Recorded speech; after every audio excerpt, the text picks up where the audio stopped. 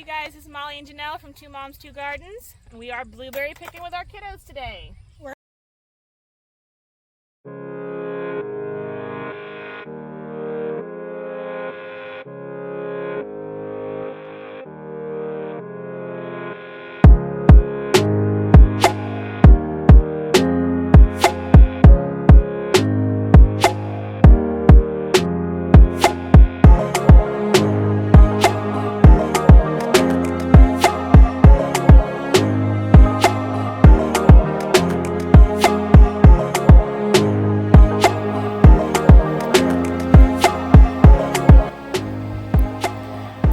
Look at the wild yeast on that blueberry. It'll be great for making some sourdough. All that white powder is yeast from the air the blueberry skin has collected. Let's talk real quick about You Pick Farms and what to look for if you're going to be taking your kids and your family. So something I really appreciated about this particular farm was the living pathway. Not only is it great for the soil to have something on it besides mulch, but it was really nice for my kids on their feet. I was able to set the baby down in very nice grass. There were no ants. They could tell that they worked really hard to cultivate this and keep it very nice. I also wanted to point out how wide their pathways are. If I wanted to bring a stroller or a wagon to set the baby into play, or for my younger kids to rest, that would have been really possible here. There is another blueberry farm that we go to where there is no possible way you could fit anything like that through their aisles. They're very close together, even with the baby on my back. The trees touch you on both sides, and there's really only so much the baby's going to tolerate and little kids are going to tolerate.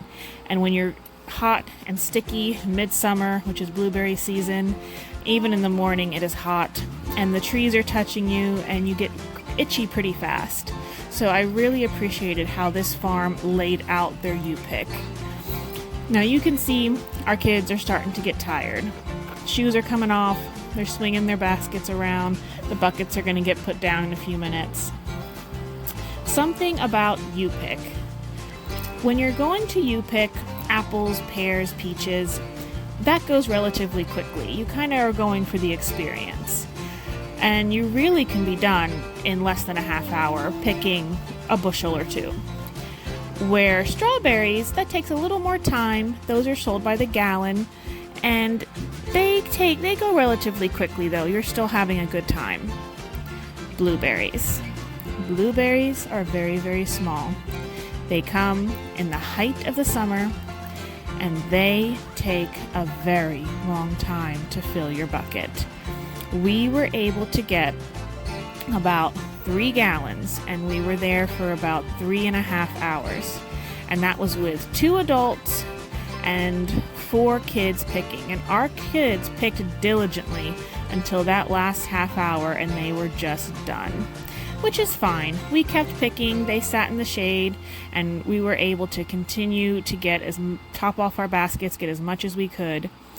But it's something to think about if you are going to a U-pick where you actually want to get a substantial amount to bring home and preserve. You're going to have to give your kids some grace when it comes to blueberry picking. Make sure you have lots of water, and they're going to burn out a lot quicker. And you're going to look at your basket and go, it's barely half full. So just keep that in mind when you're going and knowing what you're picking. Something else that is in the height of the summer, blackberries. Blackberries take a really long time to pick also, and they also come in the hottest part of the summer. And blackberries, actually where we are, aren't even sold by the gallon. They're sold by the pint, which it just takes that long to pick them. Now, what I'm doing here is I need to wash these berries really well. So I kept a separate basket for my little one because he did spill them about 3 or 4 times and we had to pick them up off of the ground, which means there was a lot of dirt and a lot of grass in his basket. It's going to take me a pretty long time to clean them, but I'm picking off the grass, I'm picking off the leaves and the dirt, and I'm just going to do a little handful at a time until they are all nice and clean. These berries are then have to dry, and then they can go into bags for the freezer. I put my berries on a sheet pan to freeze in batches because that way they will not freeze all together in a clump. Also, these silicone mats are really great because the berries won't stick to the pan, and they are like a nice little funnel when I went to put them in the bag. I love these silicone mats. I use them for so many things. So my family got about 5 gallons this trip. We took another blueberry trip with just mom, dad, and the kids, and we got a little bit more. Now here we're going to make blueberry compote, and then I will show you how I make blueberry jelly. They're very similar. Compote is going to be a little more syrupy, and you are only going to use maple syrup in it. It has a little less sugar. So you want to make sure you get it to a rolling boil. That is key.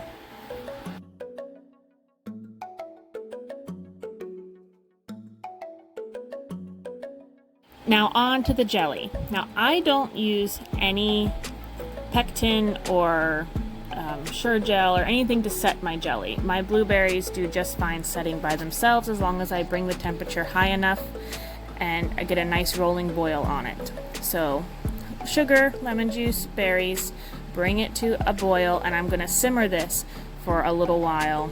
It's not really a set amount of time. It just depends on the berries and how much liquid they have. And it's still, as you can see as I'm pouring it in, going to have a lot of liquid. But I can tell it's ready when it sticks to the pan. Now that it's room temperature, you can see that it's set pretty gelled.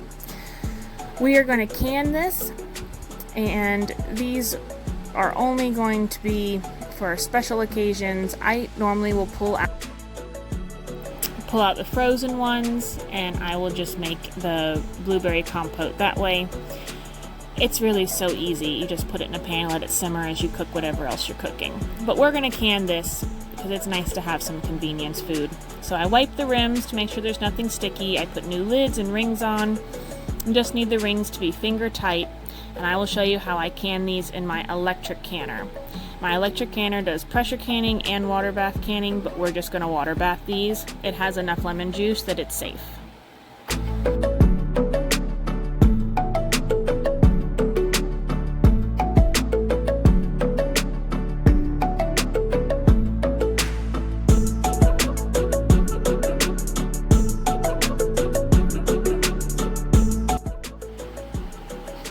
Now, I am above 5,000 feet, so I have to process these for 20 minutes. Normally, you would process them for 15.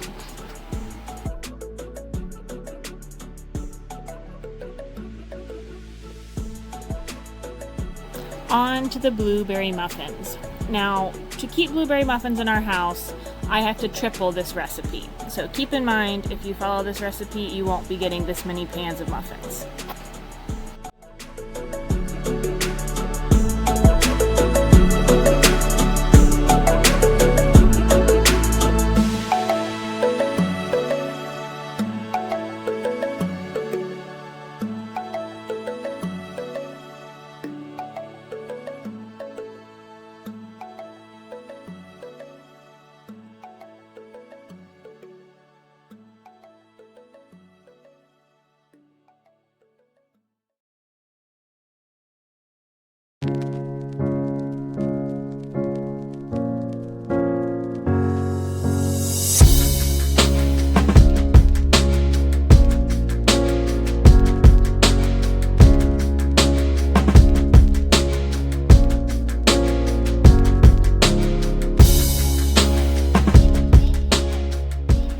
When you're making muffins, you always mix your dry ingredients, set them aside, mix your wet ingredients, and then combine them.